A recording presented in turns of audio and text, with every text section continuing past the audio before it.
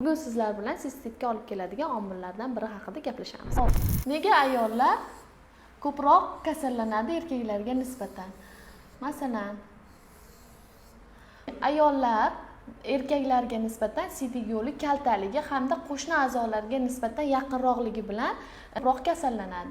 Ya'ni bu a'zo uretra, ya'ni siydik chiqarish kanali. Bunisi qin dahlizi, qin. Bunisi anal teshigi, ya'ni orqa ichak teshigi.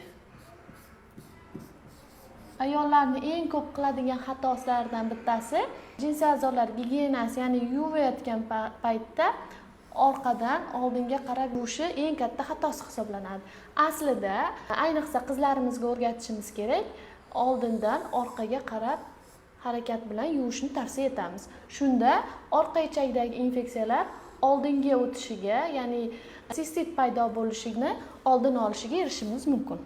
Yana ko'pchilik savol beradi, qanday yuvganimiz ma'qul, qanday vositalardan, shampun yoki kir sovun yoki qanaqadir gellardan foydalanishni tavsiya etish haqida so'rashadi.